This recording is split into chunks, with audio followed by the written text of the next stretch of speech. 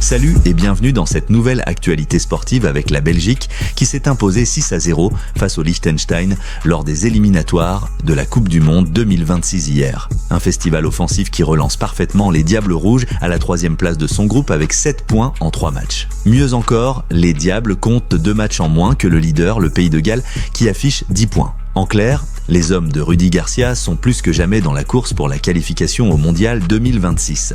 Direction l'Allemagne, où l'ancien technicien de Manchester United, fraîchement arrivé au Bayer Leverkusen, vient de vivre l'un des passages les plus courts et les plus catastrophiques de sa carrière. Mais comment un coach qui a dirigé Manchester United a-t-il pu échouer aussi vite en Bundesliga en seulement 3 matchs ? Selon Bild, Erik ten Hag ne s'entendait avec personne, même pas son propre staff. Il interférait dans le mercato en ne proposant que des joueurs liés uniquement à son agence et ses choix d'entraînement, comme imposer des pompes aux joueurs, ont laissé l'effectif perplexe. Les vestiaires étaient décrits comme extrêmement froids et certains joueurs disaient ne même pas savoir quoi faire sur le terrain. Leverkusen, qui avait déjà envisagé de se séparer de lui plus tôt, estime aujourd'hui avoir trop tardé. Résultat, Erik ten Hag est désormais considéré comme le pire entraîneur de l'histoire du club, une réputation qui risque de lui coller à la peau pour longtemps.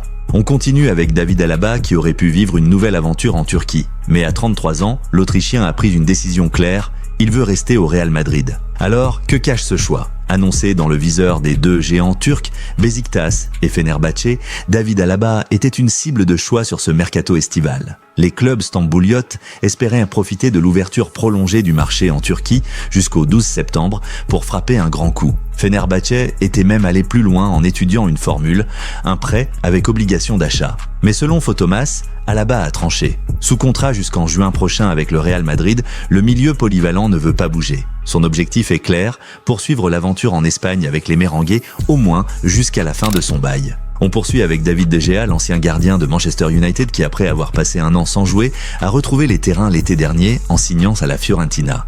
Pour beaucoup, cela aurait été une épreuve psychologique, mais pas pour lui. Dans une interview accordée à SoFoot, De Gea confie avoir vécu l'une des meilleures années de sa vie sur le plan personnel. Ce que j'ai appris, c'est qu'on peut très bien se passer du football, dit-il. Sans la pression des entraînements et des matchs, il a pu profiter d'un quotidien plus simple, loin des projecteurs. Il avoue que la seule sensation étrange fut son premier jour sans entraînement. Et même si la vie de groupe lui avait manqué, l'Espagnol assure qu'il a pleinement profité de ce moment unique auprès de sa famille. De l'autre côté de l'Angleterre, Everton renaît. Après avoir frôlé la relégation 3 saisons d'affilée, le club lance une nouvelle ère. Nouveau stade, Hill Dickinson Stadium. Retour d'un entraîneur emblématique, David Moyes, et un mercato massif pour renforcer l'équipe. Après des décennies coincées derrière les géants de la Premier League, Everton se donne enfin les moyens de rivaliser. Ce soir, les Bleus affrontent l'Ukraine et avant ce choc, le sélectionneur Didier Deschamps a évoqué le rôle de capitaine confié à Mbappé. Selon lui, le joueur s'acquitte de ses fonctions avec sérénité et professionnalisme sans ressentir de pression excessive. Ce rôle témoigne également de la confiance que l'encadrement place en lui pour guider l'équipe lors de cette période décisive.